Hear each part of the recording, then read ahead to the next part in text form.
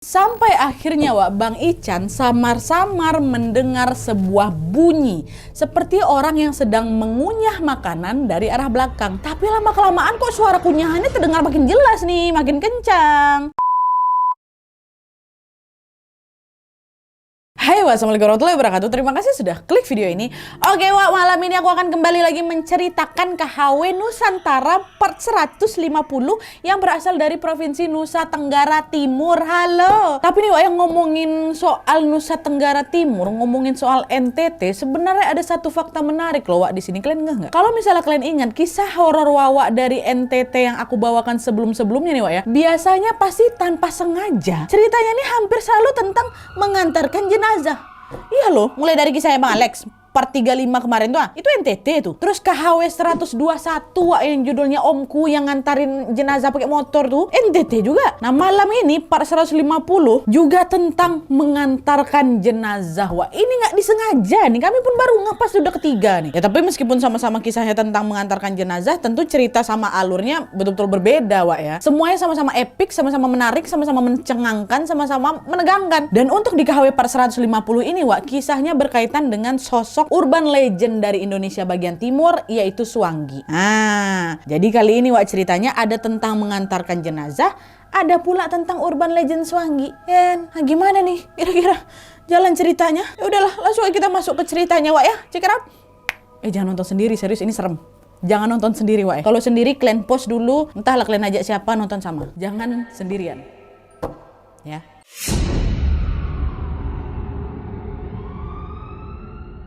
Oke, jadi kisah yang aku ceritakan malam ini dikirim sama aku yang kita sebut aja namanya Edo dari NTT. Halo Edo. Nah di sini Edo ini mau menceritakan sebuah kisah horor yang dialami oleh tetangganya sendiri. Kita sebut aja namanya Bang Ican ya. Halo Bang Ican. Dan kejadian ini terjadi pada bulan Oktober tahun 2000 lalu. Memang bukan Edo yang mengalami langsung kejadian ini, tapi dia membagikan kisah ini atas persetujuan Bang Ican. Ya, dan sesuai permintaan dari Bang Edo sama Bang Ican untuk menjaga privasi, maka semua nama dan juga lokasi di cerita ini sudah kami samarkan.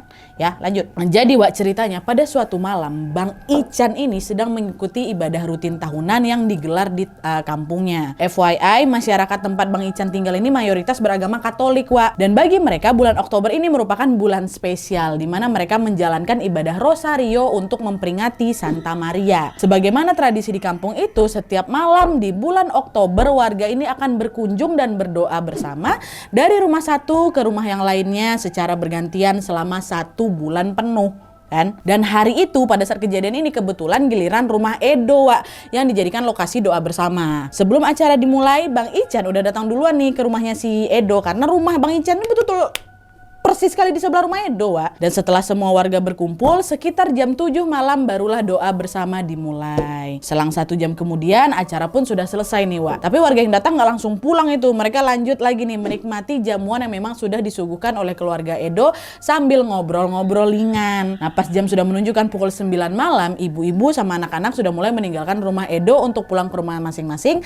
Sedangkan bapak-bapak dan beberapa pemuda di sana termasuk Edo dan Bang Ican masih tetap di rumah Edo. Ya biasalah bapak-bapak ya kan, mereka masih lanjut ngobrol-ngobrol lagi hingga waktu menunjukkan pukul 11 malam. Nggak lama kemudian dari kejauhan ada sepeda motor lagi melaju kencang tuh ke arah si bapak-bapak yang lagi kumpul depan rumah Edo nih. Gitu. Mereka refleks langsung nengok ke sana kan. Siapa orang ini kok malam-malam masih ngebut gini, kata mereka. Dan tanpa disangka-sangka motor itu ternyata berhenti tepat di depan rumahnya Bang Ican, sebelah rumahnya si Edo. Bang Ican pun langsung pamit, tamu aku itu mah, kata dia. Udah ditinggalinya lah si Edo nih bentar kan. Dan ternyata tamu itu adalah teman SMA-nya Bang Ican. Kita sebut aja lah nama kawannya ini Reno ya. Bang Ican langsung membukakan pintu rumahnya sambil bilang, kau Reno tumben main kesini malam-malam, kenapa udah sini-sini masuk, katanya. Dan setelah dipersilakan duduk tanpa basa-basi Reno ini langsung bilang, Bang jadi gini, aku kesini untuk meminta bantuan abang. Bantuan apa Ren? Bang tolong nih bang, abang mau nggak bantu aku nganterin jenazah pulang ke kampung halaman ya bang? Sebenarnya ini tugas aku sih memang, tapi kebetulan anakku lagi sakit bang, jadi aku harus nemenin istri jagain anak. Loh jenazah siapa? Kata Bang Ican kan. Jenazah anak laki-laki bang, dari puskesmas tempat aku kerja itu. Dan FYI Bang Reno ini memang berprofesi sebagai supir ambulan di sebuah puskesmas kabupaten di sana. Jangan temannya Bang Alex pula ini kan. But anyway, mendengar permintaan Reno, Bang Ican langsung nolak di situ. Aduh maaf kali Reno, kalau ini aku nggak bisa bantu ya Ren. Penolakan Bang Ican ini bukan tanpa alasan karena Bang Ican sendiri pun tidak berpengalaman mengemudikan mobil ambulan, nggak biasanya. Dan selain itu juga jarak tempuh menuju ke kampung halaman si jenazah ini bisa dibilang cukup jauh, sangat jauh malah. Bang Ican nggak mau ngambil resiko, apalagi pada saat itu sudah larut malam. Tapi Reno terus tuh memohon kepada Bang Ican, tolonglah bang, aduh macam mana nih, kasihan jenazah tuh anak kecil loh bang. Saya juga nggak bisa ninggalin anak saya, istri saya macam mana nanti sakit kalau ada apa-apa macam mana. Karena dipush terus kan, ya udahlah Bang Ican pun jadi kesian. Akhirnya Bang Ican bilang, oh ya udahlah sinilah biar aku aja yang ngantar. Katanya betul bang ya ampun makasih banyak bang ya, semoga Tuhan yang membalas kebaikanmu, kata Reno. Dan setelah mengiyakan permintaan Reno, Bang Ican pun berpamitan lawak sama istrinya kan. Sebenarnya pada saat itu istrinya Bang Ican ini merasa keberatan ditinggal sama suaminya malam-malam kayak gitu pula. Tapi karena istrinya juga merasa kasihan sama si jenazah ini, akhirnya dia bilang, oh ya udahlah bang, antarkanlah jenazah anak kecil tuh. Pasti keluarga di kampungnya juga sudah menunggu kedatangannya dia, kata istrinya Bang Ican. Dan sebelum pergi, istri Bang Ican ini memberikan bekal sebuah rosario gitu dan berpesan agar sayang kamu hati-hati di jalan sayangnya, semoga Tuhan melindungimu, kata si istri. Dah tuh singkat cerita Bang Ican sama Reno ini pun akhirnya menuju ke puskesmas yang dimaksud Setibanya di sana, Bang Ican pun mendapati jenazah seorang anak laki-laki berusia kurang lebih 8 tahun. Dan di samping jenazah itu ada seorang wanita yang ternyata itu adalah ibu dari si jenazah. Ibu itu terlihat begitu terpukul dengan kematian anaknya. Dia terus-terusan menangis sambil menciumi jasad anak itu. Nengok itu aja sampai menangis Bang Ican kok yang macam mana lah pula ya kan. Bang Ican ini seolah ikut merasakan kepedihan yang memang dialami sama si ibu ini. Tapi di sisi lain ya entah kenapa Bang Ican ini juga merasa ada sesuatu yang aneh sama mereka. Aneh kayak mana nih Nat? Jadi jenazah anak itu cuma ditemanin sama ibunya aja. Padahal kalau menurut tradisi di daerah itu, kata Edo nih jika ada anggota keluarga yang meninggal, maka pasti keluarga besarnya atau warga sekampungnya lah akan beramai-ramai menjemput si jenazah. Ini kok jenazah nih malah mau dianterin bukan dijemput, kok tumben nggak biasanya kayak gini, kata Bang Ican dalam hatinya. Tapi meskipun keheranan, Bang Ican pun segera menepis pikiran itu. Dia berusaha positif thinking sambil berkata dalam hati, oh mungkin keluarga yang lain sedang menunggu di kampung untuk mempersiapkan upacara pemakaman mungkin gitu. Nah adalah tuh setelah setelah jasad ini dimandikan, Bang Ican pun bersiap mengantarkan jenazah sang anak untuk pulang ke kampungnya. Awalnya kan Bang Ican mau berangkat sendirian tuh kan tapi karena lokasinya terlalu jauh ditambah lagi akses jalan yang sulit, akhirnya Bang Ican pun meminta seorang petugas puskesmas yang bernama Bang Rio untuk menemani dia. Oh temani aku dulu kakak, kita antar jenazah ini. Ya, untung mau si Rio ini. Dah tuh singkat cerita mereka pun berangkat Berarti di sini ada 4 orang ya yang ada di dalam ambulan. Bang Ican, si Rio, ibu jenazah, sama si jenazahnya. Bang Ican duduk di kursi kemudi, Rio di sebelahnya Bang Ican. Nah si ibu duduk di kursi belakang bersama dengan jenazah anaknya. Dan untuk mencairkan suasana di sepanjang perjalanan nih Bang Ican sama Rio sesekali ngobrol ringan tuh. Gini pokok ngobrol lah. Tapi mereka nggak ngajak ngobrol ibu belakang itu Kenapa? Karena sejak di puskesmas tadi sampai udah masuk dalam mobil ibu itu masih terus-terusan nangis, masih terus-terusan menangisi meratapi kepergian anaknya ini. Bang Ican pun jadi ngerasa nggak enak hati gitu loh kalau tiba-tiba ngajak ibu ini ngobrol. Bang Ican macam udahlah biarin aja lah, namanya juga lagi sedih, biarkan dia puas-puas dulu sama anaknya. Bang Ican pun melajukan mobil itu dengan sangat hati-hati menembus kegelapan malam. Lambat laun suasana di mobil itu menjadi hening Bang Ican sama Rio udah nggak lagi cakap-cakap nih. Yang terdengar hanyalah suara hembusan angin dari luar. Mereka diam sambil terus menikmati perjalanan hingga akhirnya tidak lama kemudian Bang Ican menyadari kalau suara tangis sang ibu di belakang sudah berhenti.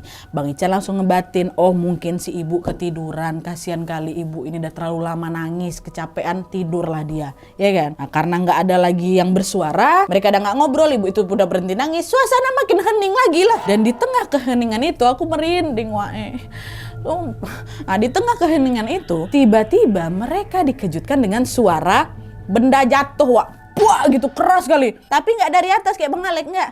Dari tempat jenazah ditidurkan di belakang tuh, brak gitu. Dengar suara itu Bang Ican sama Rio diam aja berdua nih. Mereka sengaja tidak bertanya ke si ibu belakang tentang apa yang terjadi karena takut membangunkan ibu dari tidurnya. Maksud mereka kayak itu. Nah terus nggak lama kemudian tiba-tiba Bang Ican cium ada bau walang sangit. Wah, nyengat kali bau ya. Bau apa nih? Tadi nggak ada lah bau ini.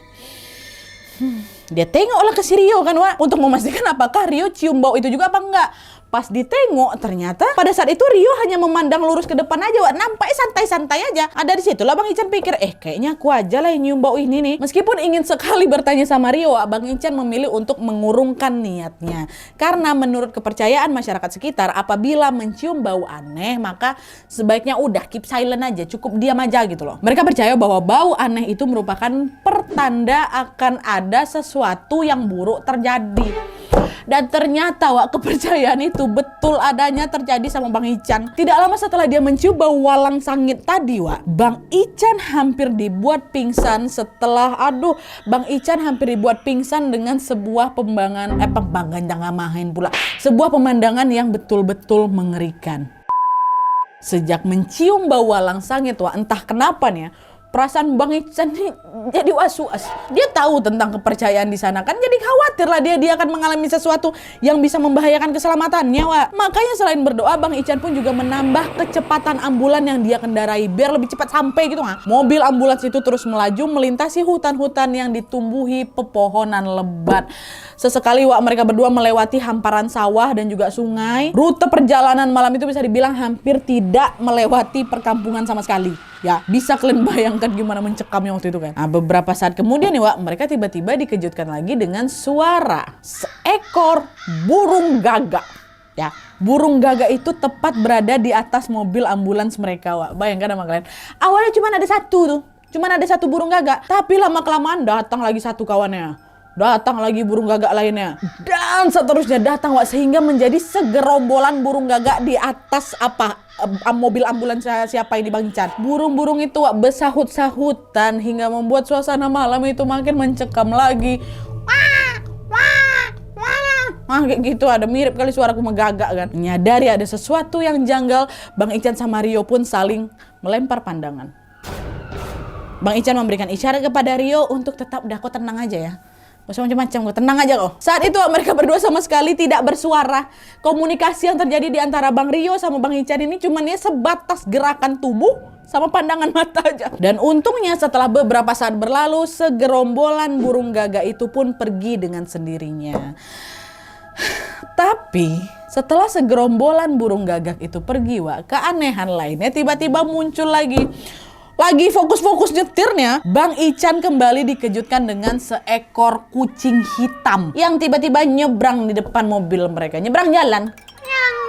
Refleks langsung diinjak rem sama siapa Bang? Supaya nggak nabrak kucing hitam itu Wak. Di titik ini Bang Ican maupun Rio mulai dipenuhi berbagai pikiran buruk. Mereka sendiri sangat paham betul. Gak usah lah mereka berdua, mungkin kita juga udah paham kalau munculnya suara gagak sama kucing hitam itu merupakan pertanda datangnya roh halus. Iya kan? Allah, udahlah tadi gagak, sekarang kucing hitam lagi. Di tengah ketakutan itu Bang Ican akhirnya buka suara. Udah nggak tatap-tatapan mata, udah nggak pakai gerakan tubuh. Yang tenang ya, yang tenang. Berdoa saja kita, Tuhan yang akan menuntun kita sampai tujuan, kata Bang Ican. Mendengar ucapan Bang Ican, Rio pun langsung, ya Bang, paham aku dah. Ngangguk pelan. Beberapa saat pun berlalu Wak. Rio yang ada di sebelah Bang Ican udah tertidur, tapi masih tidur-tidur ayam kayak gitu lah, nggak nyenyak tidurnya. Dan pada saat itu Bang Ican barulah itu tiba-tiba teringat sama si ibu dan jenazah anak kecil yang dibawa di belakang ini. Sedari tadi ibu tuh nggak bersuara Wak, sehingga hampir membuat Bang Ican ini lupa kalau di mobil itu nggak cuma mereka berdua aja. Tapi meskipun penasaran, Bang Ican memilih untuk tetap diam dan tidak menanyakan keadaan si ibu, karena kan tahu ibu ini kan mungkin lagi ketiduran kecapean kan. Sampai akhirnya Wak, Bang Ican samar-samar mendengar sebuah bunyi seperti orang yang sedang mengunyah makanan dari arah belakang. Ngecap kayak gitu kan. Awalnya Bang Ican ngabain suara itu Wak, tapi lama-kelamaan kok suara kunyahannya terdengar makin jelas nih, makin kencang. Diliputi perasaan ingin tahu, Bang Ican pun sedikit mengintip ke belakang melalui kaca pembatas ambulan. Dan di saat itulah astagfirullahaladzim, di saat itulah Bang Ican melihat sesuatu yang sangat-sangat di luar nalar, di mana secara mengejutkan si ibu tadi tampak sedang memakan ubun-ubun dari jenazah anaknya sendiri. Wah, merinding sebadan badan aku. Makan. Bang Ican tuh dia langsung gak percaya sama kejadian itu. Dia ngebatin, ya Tuhan, apa aku salah lihat ini, kata dia. Bang Ican buru-buru kan nengok ke depan sambil mengucek-ngucek matanya. Enggak, aku salah tengok. Enggak, ibu itu gak mungkin makan itu. Ibu tuh lagi makan yang lain tuh, aku lagi parno nih. Ibu tuh gak mungkin makan itu. Tapi gegara masih penasaran, Bang Ican pun memberanikan diri lah buat ngintip yang kedua kalinya. Diintipnya lagi ke belakang. Dan disitulah Bang Ican dengan sangat jelas menyaksikan ibu itu memang sedang memakan kepala anaknya sendiri. Karena nih, mohon maaf, tempurung kepala jenazah anak tuh udah macam kebuka gitu, sehingga organ di dalamnya sedikit terlihat sama Bang Ican. Astagfirullahaladzim, aku ngebayang. Sumpah aku ngebayang. Dan gak cukup sampai di situ aja, Bang Ican juga melihat si ibu menghisap darah yang keluar dari kepala anaknya dengan sangat rakus sampai bunyi.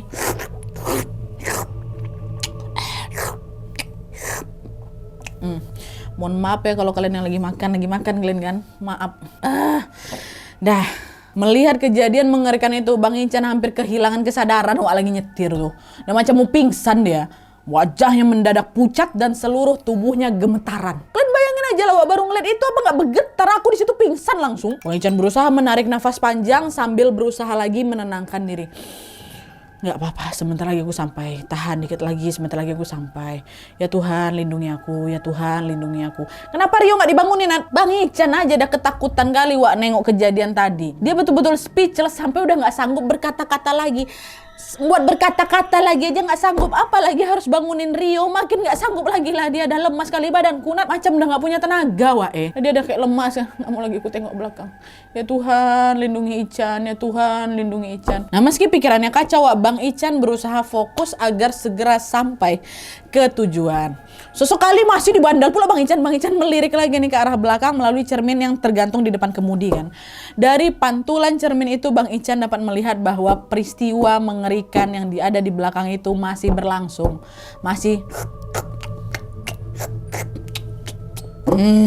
Si ibu itu masih terus meminum darah anaknya seperti orang kehausan.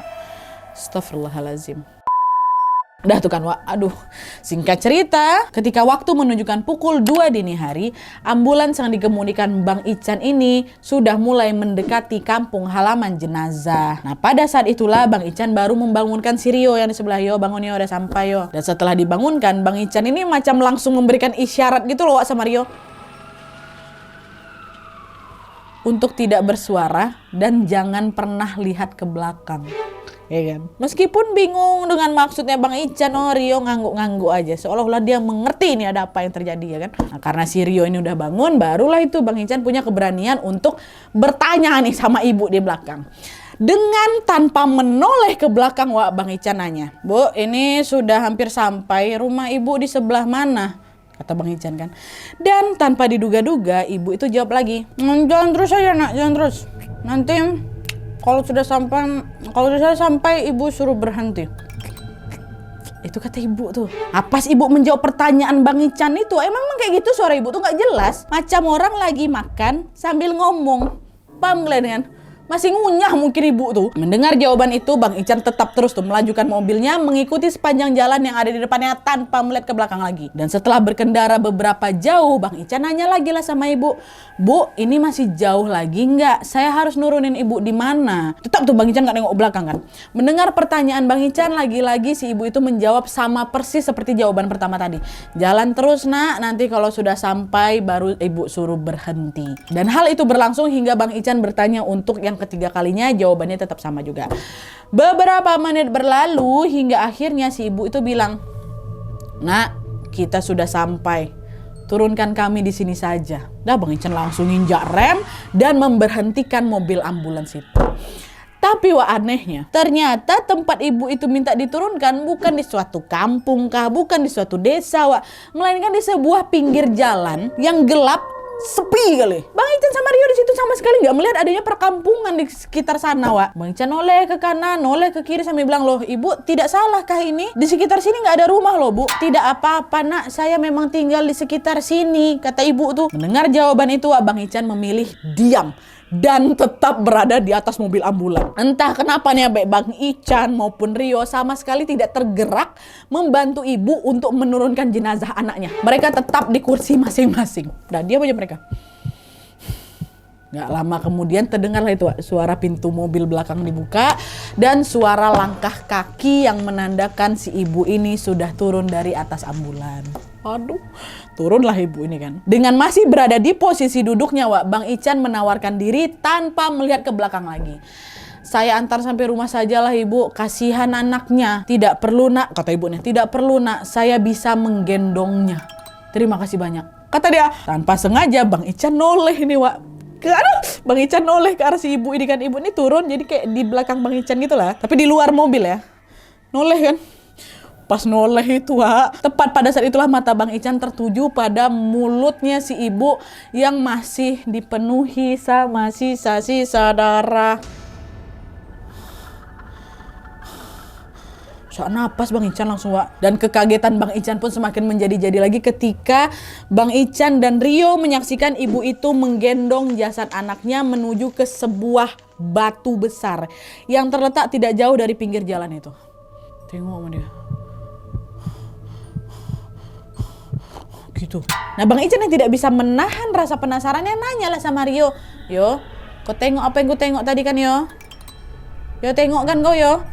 Ibu tuh di atas batu sekarang yo, ngapain dia yo? Iya bang, aku tengok bang. Bukan manusia dia tuh bang. Ya bang ya? Bukan manusia dia tuh kan bang. Balik nanya lagi Rio. Rio pun udah ketakutan kali. Mereka berdua pun saling berpandangan dan kayak macam udah tahu sama tahu. Karena mereka semakin ketakutan, sedetik kemudian Bang Ican langsung tancap gas meninggalkan tempat itu dan berkendara sekencang-kencangnya buat balik ke rumah, Wak. Belum selesai sampai di situ, Wak ya. Setibanya di rumah, Bang Ican langsung terduduk lemas di ruang tamu.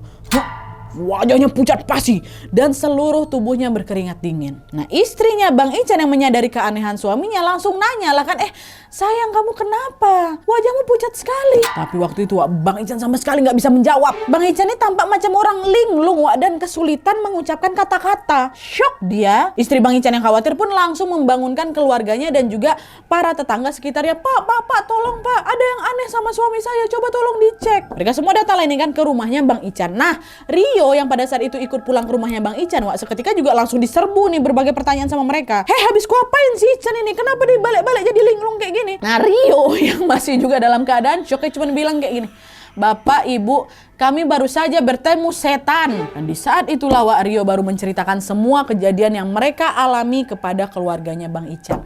Tapi di situ Rio nggak nyeritain kejadian horor waktu si ibu makan ubun-ubun anak itu, enggak. Karena kan memang Rio nggak nengok kan, orang Rio lagi tertidur nggak nyaman itu. Yang nengok cuma Bang Ican aja. Jadi yang Rio ceritakan ya hanyalah gangguan-gangguan kecil di sepanjang jalan itu. Sampai ke keanehan si ibu yang membawa jasad anak itu ke sebuah batu besar, ya kan? Dah singkat cerita, setelah beberapa hari berlalu, Wak, kondisi Bang Ican ini belum juga pulih. Wajahnya masih tampak pucat dan seringkali terlihat melamun. Parahnya lagi, Wak, Bang Ican ini sama sekali nggak bisa berbicara sepatah kata apapun. Keluarga khawatir lah kan, akhirnya memintalah itu bantuan kepada seorang dukun kenalan mereka. Datanglah Pak Dukun ini, kita sebut aja lah namanya Pak Tora ya. Baru aja Pak Tora nih nengok muka Bang Ican, Wak, Pak Tora langsung bilang, wah kosong dia ini. Kasihan sekali. Bingunglah keluarga Bang Ican kan, apa nih maksudnya kosong-kosongnya apa nih Pak? Apanya yang kosong? Pak Tora pun melanjutkan. Dari tadi saya lihat jiwa anak ini pergi entah kemana. Dan untuk membuat dia sadar kembali kita harus memanggil pulang jiwanya itu, kata Pak Tora. Mendengar itu istri Bang Ican nanya lagi, loh Bapak memang apa penyebabnya? Kenapa suami saya tiba-tiba jadi begini? Nah pada saat itu Pak Tora pun langsung menjelaskan bahwa Bang Ican mengalami trauma yang sangat berat. Hal ini terjadi karena yaitu Bang Ican sudah menjadi saksi sebuah peristiwa goib yang tidak lazim dilihat oleh manusia biasa. Nah ternyata Pak Tora ini tahu nih kalau Bang Ican baru saja melihat kejadian ibu-ibu makan ubun-ubun jasad anak tadi. Dan menurut penjelasannya Pak Tora, si ibu itu merupakan suanggi atau orang yang memang memiliki ilmu hitam. Dan untuk membuat ilmu hitamnya makin kuat lagi, mereka ini harus memakan tumbalnya. Nah siapa tumbalnya? Anak dia tadi itu. gitu. Pak Tora juga bilang wah kalau kejadian yang dialami sama Bang Ican ini jarang sekali terjadi. Kenapa? Karena Suanggi biasanya tidak memakan jasad korban di depan mata manusia atau di depan manusia. Hanya orang-orang tertentu saja yang bisa melihat kejadian itu. Nah masalahnya nih Wak ya, masalahnya Bang Ican ini bukan termasuk golongan orang-orang tertentu Wak. Bang Ican ini cuma laki-laki biasa aja yang bahkan sama sekali nggak ada peka sama sekali Wak. Nggak bisa ngelihat makhluk gaib, nggak indigo. Maklum macam awak ini yang tumpul-tumpul kayak gini ya, kayak gitu dia. Dan selain itu juga Wak, biasanya para Suanggi ini memakan korbannya di tempat-tempat tersembunyi yang memang jauh dari jangkauan manusia. Jadi bisa dibilang apa yang dialami sama Bang Ican ini ya betul-betul kejadian langka Wak. Makanya sampai kayak gitu kali trauma, dia shock. Nah mendengarkan penjelasan itu seluruh keluarganya Bang Ican pun langsung menangis histeris itu Wak. Takut nggak bisa balik lagi Bang Ican ini. Mereka betul-betul khawatir sama keadaan Bang Ican kan Wak. Tapi Pak Tora pun langsung menenangkan mereka dengan berkata, sudah ibu-ibu, bapak-bapak jangan khawatir. Saya akan bantu mengembalikan jiwa Ican ini. Sudah tenang. Dan betul aja Wak, setelah beberapa kali melakukan sesi pengobatan tanda kutip, kondisi Bang Ican pun berangsur-angsur pulih. Bang Ican akhirnya pulih sepenuhnya setelah 2 bulan. Sejak kejadian itu 2 bulan Wak masa pengobatannya. Dan setelah keadaan membaik, barulah di sana Bang Ican menceritakan kejadian yang dia alami kepada beberapa orang terdekatnya, termasuk Edo dan kita semua. Gitu ceritanya Wak. Ya Allah Bang Ican. Oke Wak, jadi itu tadi kisah tentang pengalaman horor yang dialami sama Bang Ican yang secara tidak sengaja niat baik Tuhan mau ngantarin jenazah malah menyaksikan seorang ibu yang memakan jasad anaknya sendiri. Meskipun demikian Wak, tidak diketahui secara pasti nih penyebab si anak laki-laki itu meninggal gara apa, entah gara memang sakit atau karena ditumbalkan sama si ibu ini. Tapi yang pasti kejadian si ibu memakan ubun-ubun jasad anaknya itu betul-betul disaksikan sama Bang Ican dengan mata kepalanya sendiri sampai-sampai membuat Bang Ican trauma berat selama 2 bulan ya kan. Dan untungnya saat ini kondisi Bang Ican sudah baik-baik saja sehingga bisa membagikan kisah ini kepada kita semua. Makasih banyak Bang Ican, makasih banyak Edo, sehat-sehat, salam buat Rio ya. Ya Allah kasihan juga si Rio itu. Aku baca kisah ini nih, ya Allah. Ya Allah merinding sebadan badan Wak Apalagi pas tahu bagian ibu itu, plot twist itu nggak pernah terduga-duga. Ibu itu makan ubun-ubun anaknya sendiri ya, dengan raku sepanjang jalan itu. Kupikir tertidur kau bu. Kok bisa kayak gitu, kok tega kayak gitu sih bu. Habis pikir aku na'udzubillah min zalik. Ya Allah, ada aja ilmu hitam nih Wak ya. Pengaruh setan itu ya Tuhan. Semoga kita selalu dijauh-jauhkan dari hal-hal seperti itu. Amin ya rabbal alamin.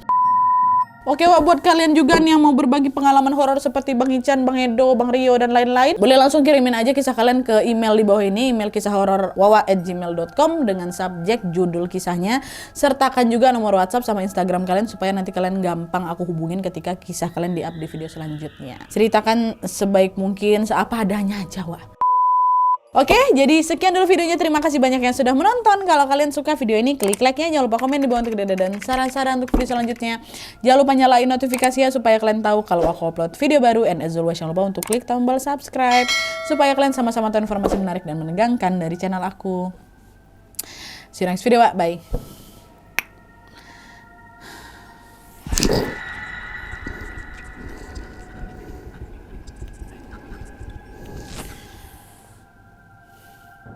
Oleng aku SP.